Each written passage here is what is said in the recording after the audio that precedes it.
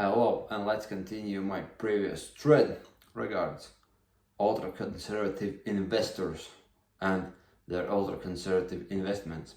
Now, if in last videos we covered things such as asset structure and went somehow from more conservative to slightly less conservative investments, today we will continue this thread and I say we will go to something which we would call the riskiest assets of ultra-conservative investments, if there is even such a term. And we will see fixed income products. And here's the thing about fixed income products. If you look at perspective as investors, then for investors, this is certainly the largest market.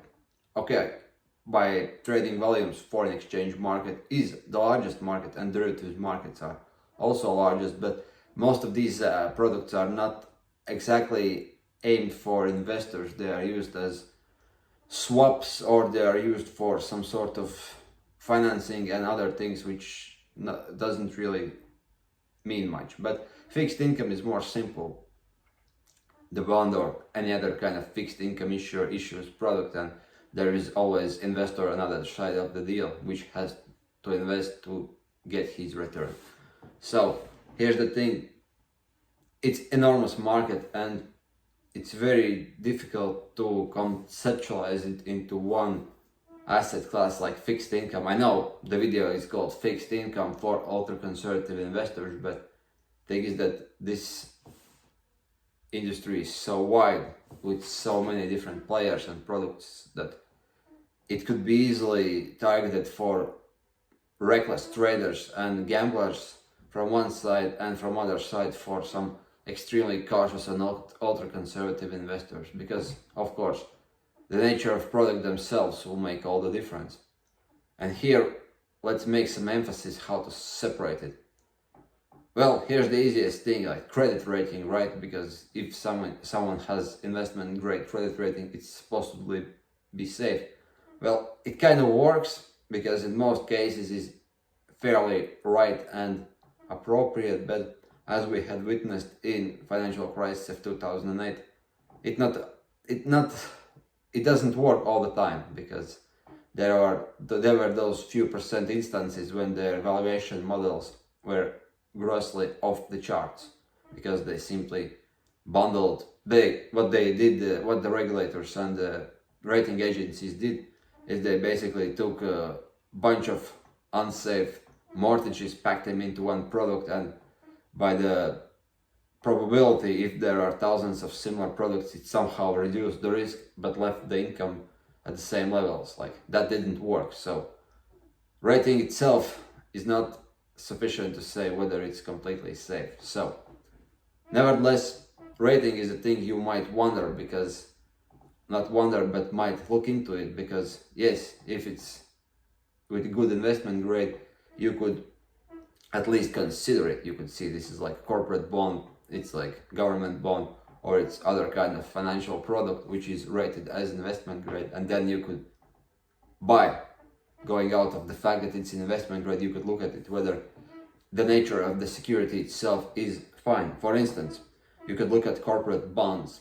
Corporate bonds might be riskier than government bonds, but they produce higher yields, so you could see that you have like A or AA, not necessarily AAA rated corporate bonds, and you could see that if they are products of bond fund which comprises similar corporate bonds or individual bond, if it's good, if the structure of the security is good and the issuer is legit and they are not doing some sort of miracles. Maybe this is like public utility company which does like it provides public utilities to some municipalities or cities.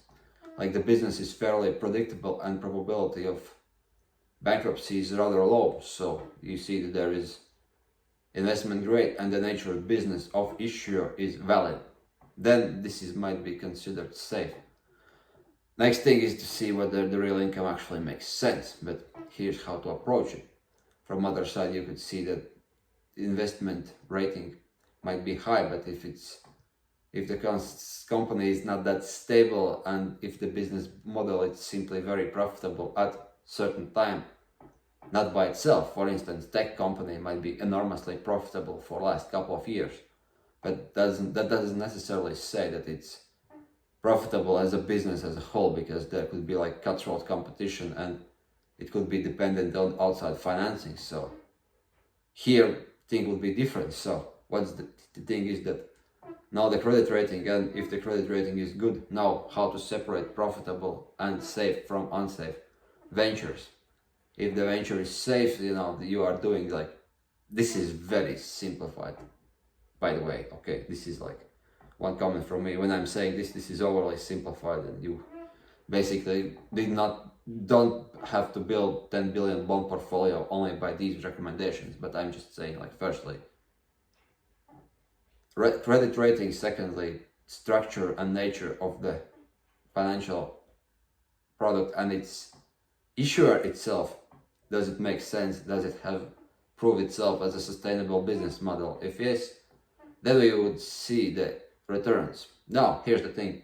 For long years, since 2010, these kind of predictions and judgments which I just described you have been seen by almost any kind of fixed income investor. So the real returns of these kinds of securities were at zero at best, but in many cases they actually severely underperformed inflation and real returns.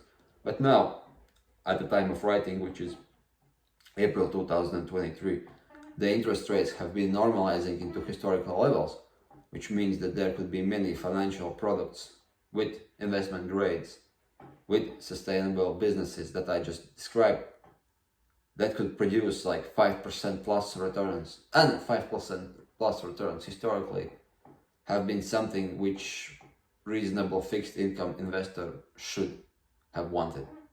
Now this is the way what I described. You got to simply look at the enormous world of fixed income, take only the best fixed income by its credit rating, and then look the nature of issuer and its business.